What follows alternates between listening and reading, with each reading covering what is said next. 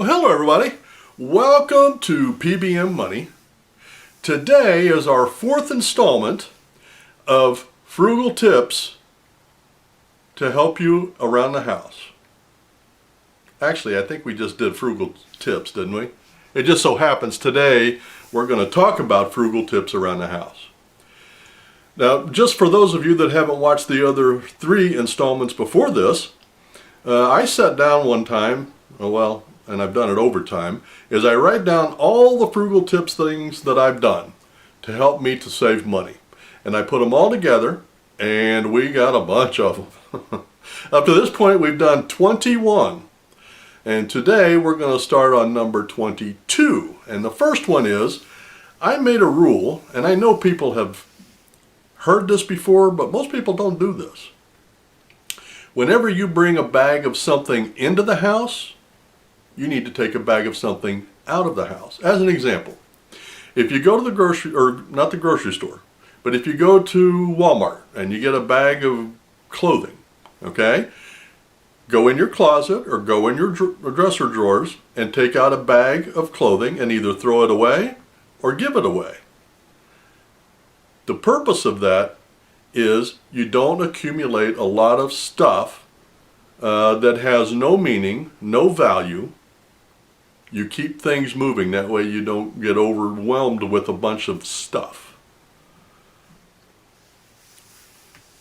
Now here's one. Since I live in an apartment and I have no control over the windows or doors, here are a couple of tips I've got to keep the wind out.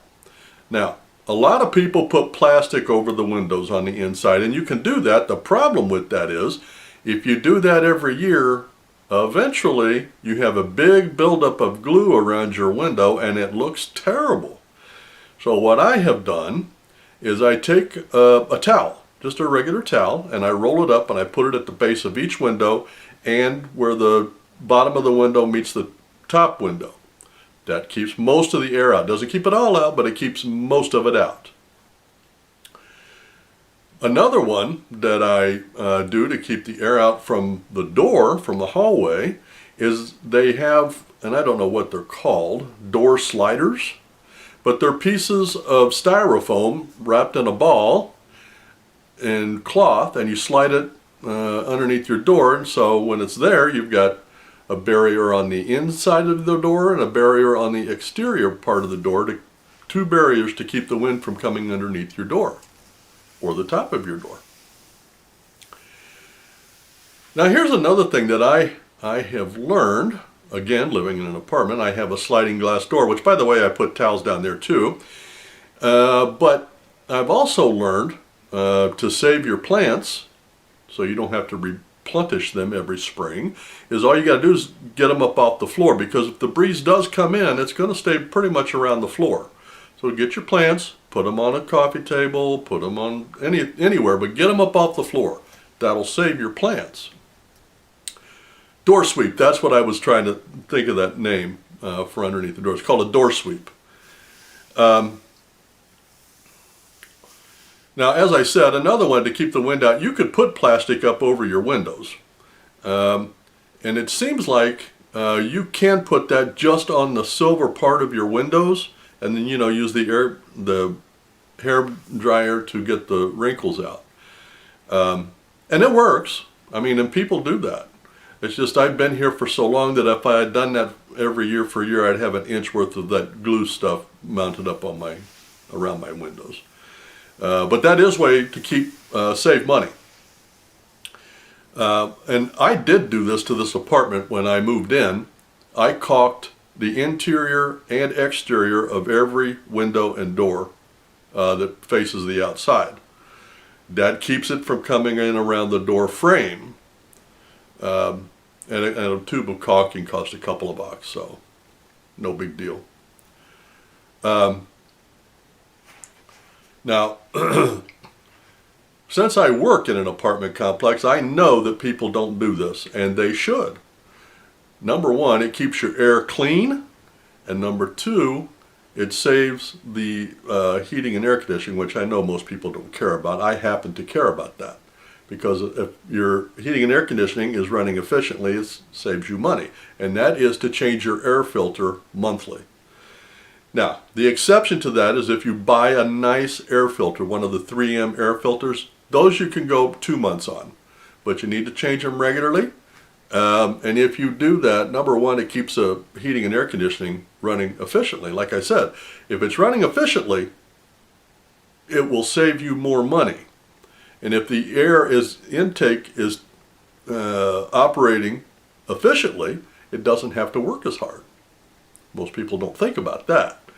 But even if you use one of the little 99-cent cheap air filters, change your filter monthly. Now, I've been doing this for years, and that's adjusting my thermostat when I'm home and when I leave. But now I know they've got timers that you can do that. I'm just not mechanical enough to know how to do that. But what I do is I turn my thermostat down about 5 or 6 degrees when I leave for work. And then when I come home, it's usually 9 or 10 o'clock, and then I turn it up to get comfortable while I sleep. And just doing that, and I read somewhere, I think for every degree you turn it down, you save 5% on your bill. So I'm saving 5 or 10% on my bill just by adjusting the thermostat. I had somebody tell me one time that you were using more energy doing that than if you just set it and forgot it. I did that one year. My bill went up 35% that year. I never did that again. That is dumb. Now, another thing that I did when I moved in here is I put ceiling fans and lights combination in every room in my apartment. Because all we had was one overhead light in the dining room, but I put them in every room. And I did that for a couple of reasons. Number one, I wanted overhead lighting. And number two, I wanted to be able to use the fan year-round. If you get one that's adjustable during the spring, summer, and fall, you can have the blade go one way and it pushes the air down, acts like a fan. If you put it the other way in the winter, it pulls the air up towards the ceiling.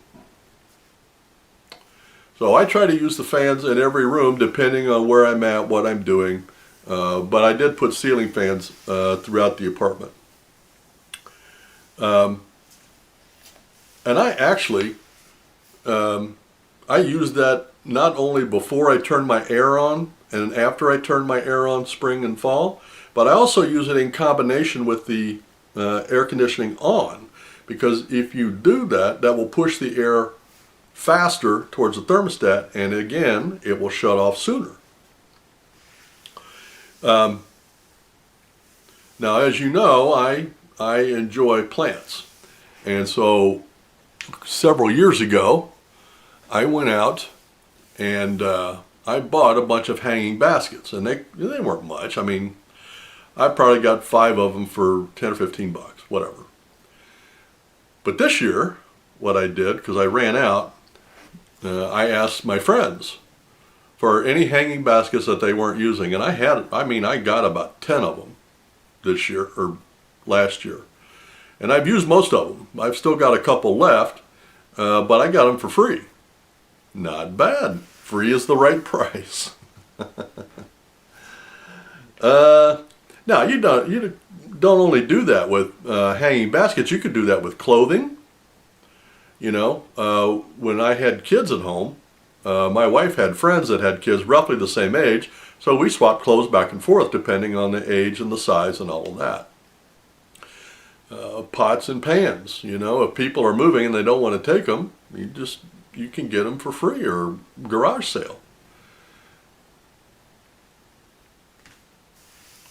Now, this is one that is kind of, I wouldn't say frugal. I would say this is a good thing to do for your heart, but it also saves you money. And that is, whether you're male or female, donate your hair. Now, if you're a guy, I think it's got to be 8 inches long. But you know, for me, that takes about 2 years to go from a businessman's haircut to 8 inches of hair that I can cut off and donate. But in the meantime, in that 2 years, I have saved $40 or $50 every couple of months just on haircuts. And one thing I did do is the last time I donated, instead of getting a businessman's haircut like I normally do, I told the girl, I said, now I want you to cut my hair so that if I decide to grow it again, which I did by the way, if I decide to do that, I don't have to go through that miserable thing in the middle, you know, where it's drooping all over the place. So she cut it differently this time, and it made a big difference. It came together quicker, and it's going to be even growing out. So anyway, my point is, you can save money on your haircuts, just grow your hair long and then donate it. And for females, if you you normally grow your hair at least down to your shoulders, instead of just going and getting it cut it and donate it. And by the way, just as an aside here, do not donate your hair to Locks for Love, because they sell them. When I found that out, I was hurt, because that's who I donated the first time. The second time I donated to a local organization that makes wigs and gives them to kids with cancer. They do it as a ministry, and that's where you want to donate your hair. Why would you go through for a guy, why would you go through the aggravation and the trouble of growing your hair for 2 years and then have somebody else make money off of it? No thank you. But anyway, that is a frugal way that you can save money on your haircuts and do a good thing. Donate your hair. Okay, now this one, I'm kind of ashamed to say that I did this, but I live in the north, and we get frost and snow and ice. So one day I went out and scraped my windshield, and when I turned my windshield wipers on, you know how the part that hits the windshield, and then there's the other part, and then there's your blade? Well, that split halfway down the blade. And then for a couple of weeks, every time my windshield went, the little rubber thing was tailing behind it. So my boss got tired of looking at it. So she went out one time. I didn't know about it, but she went out. She just took a piece of tape and taped that dumb thing to my windshield bar. And that thing lasted a full year before I had to go change it. So I saved money on my wiper blades for a whole year. I didn't have to replace them just because of a piece of Scotch tape. I would never have thought of that, but my boss did, and it saved me the money for at least a year. Yeah, I know. Let's see. Okay, the last one I want to do here, and we're leaving off at number 34. And this is, I covered this in another video, but it wasn't on our frugal videos. But one of the things that I do is I have multiple uses for those plastic bags you get at the grocery store. So you bring your groceries in, you take your groceries out, now you got this bunch of plastic bags. I know people save them, but I have at least 3 different uses that I can use those for. One of them is I use it as a trash can liner for my bathroom trash cans. And especially as, you know, because I shave with disposable razors, if I don't do that, I've got hair in the bottom of my trash can every time I go to empty it, and it's gross. But if you have a liner in there, no problem. The second thing I use it for is just a regular trash bag. I mean, I got to take it out every day on my way to work, but it's free trash bags, and trash bags ain't cheap. And then the last one, I use it to, when I buy food in bulk, I break it down into meal-sized portions, and then I wrap it in one of those plastic grocery bags. Now you got to wrap it up tight so you don't get freezer burn, but you wrap it up really tight in one of those bags, stick it in your freezer, and boom, there you go. And now if you're going to do that with different types of foods, you got to write on the outside with a black marker so you know what it is. You know, is it chicken? Is it roast? Is it pork chops? I mean, whatever it is you've got in there, just write on the outside. But it saves you aluminum foil, it saves you plastic bags, and they're free. Well, that's the last one I wanted to touch on because, oh, and I did want to say, especially if you live in a blue state that is charging you for trash bags, if you use them for multiple uses, 5 cents a bag might not be bad because it's cheaper than going to the grocery store and buying trash bags, trash liners, or plastic bags for your food. So it might be worth it. But in the state that I live in, it is a blue state, by the way, but they haven't got that far yet to charge for trash bags. So for right now, it's free. And if they're free where you are, take advantage of it. It'll save you quite a bit of money if you use them right. That's all I wanted to talk about. You guys have a great day, a great week, and happy investing.